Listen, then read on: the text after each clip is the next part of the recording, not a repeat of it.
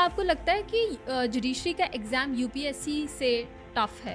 Judiciary is concerned आप सिर्फ तभी दे सकते हो जब आप एक लॉ ग्रेजुएट हो या राजस्थान की अगर हम बात करें तो लॉ के 5th ईयर में हो। तो judiciary is one of the easiest competitive examinations a person can face. एक डिसएडवांटेज जरूर है वो ये है कि UPSC has a very set criteria. Aspirant होता है उनको ये पता है कि हमारी तो लाइफ इसके बाद काफ़ी चेंज हो जाएगी, लेकिन आई थिंक जो जज बन जाते हैं उनको अपनी सोशल लाइफ बहुत लिमिटेड रखनी पड़ती है।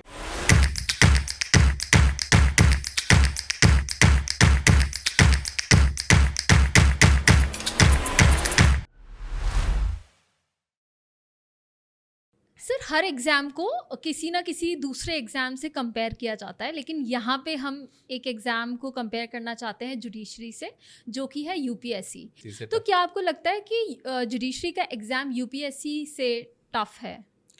So not really. देखो, एग्जाम दो तरीके के होते हैं। आप किसी भी फील्ड में देखो, दो तरीके के होते हैं। एक जो जनरलिस्ट एग्जाम्स होते हैं, दूसरे जो स्पेशलिस्ट एग्जाम्स होते हैं। Judiciary is a specialist exam, UPSC is a generalist exam. As in UPSC हर वो बच्चा दे सकता है जो ग्रेजुएट है। आपने बीए किया हो, BSc, BCom, MBBS, BTech, LLB, कुछ भी हो, आप यूपीएससी देने के लिए एलिजिबल हो।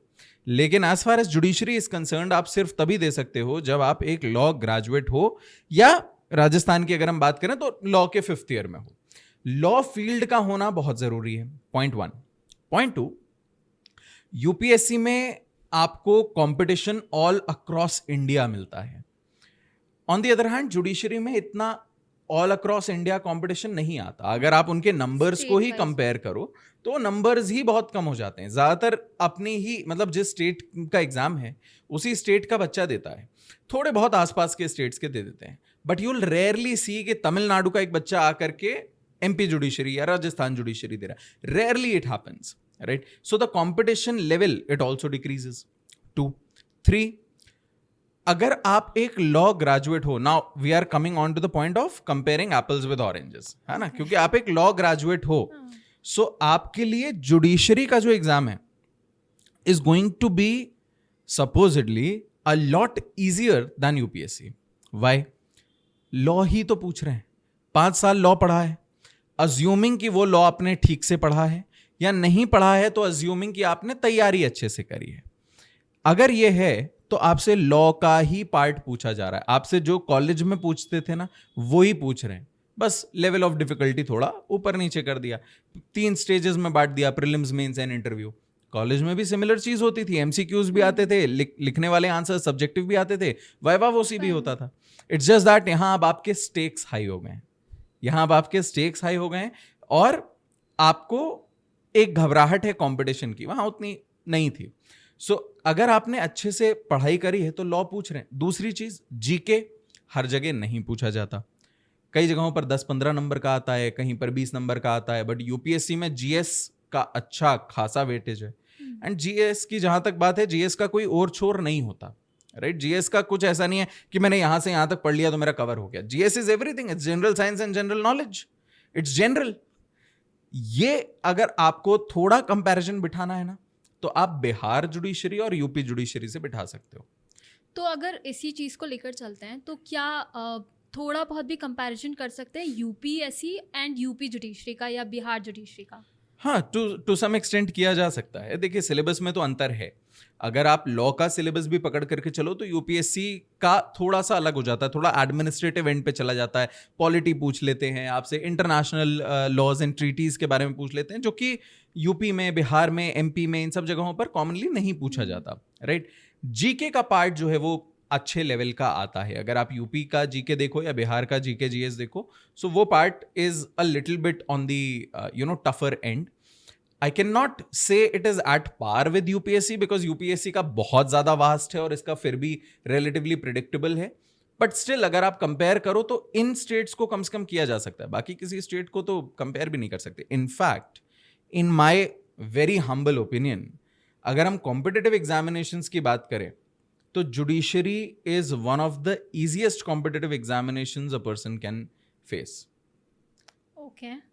क्योंकि आपका कंपटीशन हर तरीके से रेस्ट्रिक्टेड है, लैंग्वेज से रेस्ट्रिक्टेड है, ठीक है, कई जगहों पर, हर जगह पर लोकल लैंग्वेज आती है, हिंदी हो सकती है, मराठी हो सकती है, गुजराती हो, सिर्फ आपके स्टेट का बच्चा दे रहा है। गुजराती है फॉर एग्जांपल, तो सिर्फ वो बच्चा जिसको गुजराती आती है वो दे रहा है, मराठी जिसको आती है वो दे रहा है, या कोई सीखने के लिए मेहनत कर रहा है।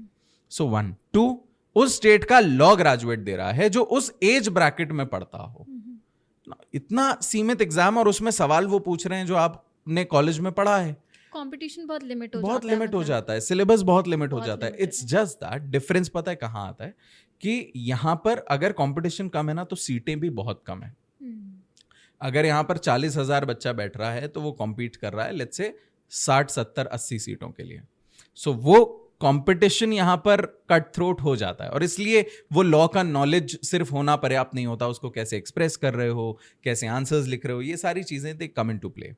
ओके, आई थिंक सिलेबस में एक ये भी आता है कि जो स्टूडेंट जुडिशरी के लिए प्रिपेयर कर रहे हैं उनको ये हेल्प मिल जाती है कि उन्होंने पूरे कॉलेज ड्यूरेशन में अपना वो सिलेबस पढ़ा हुआ है। लेकिन अगर कोई यूपीएससी की प्रिपरेशन करता है तो उसके लिए एकदम ही डिफरेंट चीज़ें आ जाती हैं, क्योंकि हो सकता है वो सारी चीज़ें उसने नहीं पढ़ी हो। क्योंकि कई बार हम देखते हैं यूपीएससी में स्कूल की बुक्स, हाँ एनसीईआरटी की बुक्स रेफर करते हैं उसके लिए, तो वो एक डिफरेंस तो आता ही है सिलेबस में भी। पता नहीं आप कई बार देखोगे कि यूपीएससी की जो बच्चा तैयारी करता है ना, वो 3-4 साल लग करके करता है, क्योंकि वो आप देखोगे कॉलेज में बंदा पढ़ रहा है तो फर्स्ट ईयर सेकंड ईयर से अपनी पढ़ाई शुरू करेगा, न्यूज़पेपर्स भी पढ़ेगा, वो एनसीईआरटी भी पढ़ेगा, क्योंकि एज आई सेड बहुत वास्ट है, सब कुछ पढ़ेगा। जुडिशरी की जो तैयारी शुरू करता है वो 90% ऑफ द टाइम्स इतना पहले से नहीं करता है। वो या तो अपने 4th 5th ईयर में शुरू करते हैं या ड्रॉप लेते हैं, ज्यादा से ज्यादा 3rd ईयर में शुरू करते हैं, उससे पहले ज्यादातर लोग शुरू नहीं करते। They want to explore other options and everything. But as far as the commanding authority is concerned, it is obviously, again, comparing apples and oranges, it is obviously the judiciary will have the upper hand over the executive counterpart, the administrative counterpart. So initially, अगर आप salary की बात करो, आपको class 2 जज के को और जो आपका काउंटर पार्ट होगा यूपीएससी में सिलेक्ट होकर उसके कंपैरिजन में हो सकता है आपको 19-20 कम मिल रही हो। बट अगर आप जब प्रमोशन होता है, एडीजे बनते हैं, whatever pass you get, whatever authorities you have, some authorities are not encashed, some authorities are not compared in monetary terms, it's the power that you have, and that is always greater in judiciary as compared to any other services whatsoever. Okay, any other benefit जो आपको लगता है कि judiciary exam जो देते हैं उन students को मिलता है, यूपीएससी वालों को नहीं मिलता? नहीं, एक डिसएडवांटेज जरूर है वो ये है कि UPSC has a very set criteria, हम इतने समय में एग्जाम करवाएंगे और इतनी स्ट्रिक्टनेस होगी, ये होगा, people are able to anticipate that कि हाँ एग्जाम इस अब होगा। जुडिशरी में ये एक ड्रॉबैक आ जाता है कि there is no fix timeline of examinations. तो आप आराम से शाम को चिल कर रहे हो दोस्तों के साथ, अचानक से आपने फोन उठाया, मैसेज देखा, नोटिफिकेशन आ गई, 2 महीने में एग्जाम है, and now you have to give all in for that upcoming examination. कई बार शायद 2 साल तक भी नहीं आती, कई बार 2 साल तक नहीं आती वैकेंसीज। डिसएडवांटेज की बात हो रही है तो सर आई थिंक एक और है, सोशल लाइफ जज बनने के बाद जो है वो थोड़ी सी आपको लिमिट रखनी पड़ती है, इतनी ज़्यादा आप यूपीएससी जैसे अगर कोई होता है, मतलब जो यूपीएससी एस्पिरेंट होता है उनको ये पता है कि हमारी तो लाइफ इसके बाद काफ़ी चेंज हो जाएगी, लेकिन आई थिंक जो जज बन जाते हैं उनको अपनी सोशल लाइफ बहुत लिमिटेड रखनी पड़ती है।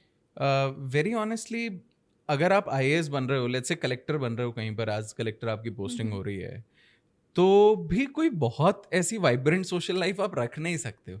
You are a collector, you have some magisterial powers as well, you have administrative powers as well.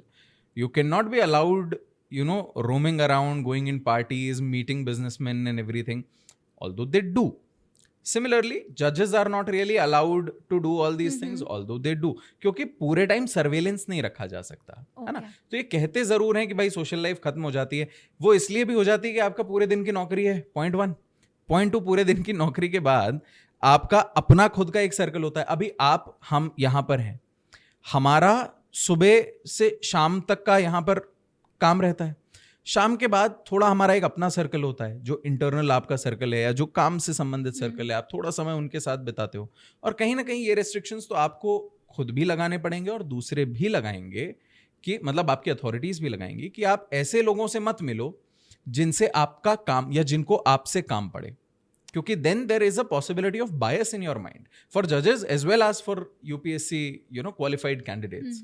तो वो बायस सभी जगह है, जहां पर भी आप बड़ी पोजीशन पर जा रहे हो ना, मिनिस्टर्स फॉर एग्जाम्पल मिलते जुलते सबसे हैं, बट वो सोशल लाइफ क्या हर कहीं पार्टीज वगैरह में जा रहे हैं, ऐसा नहीं होता, राइट? वो भी काफी सीमित रखते हैं, वो रखना जरूरी भी है, वो पद की गरिमा है।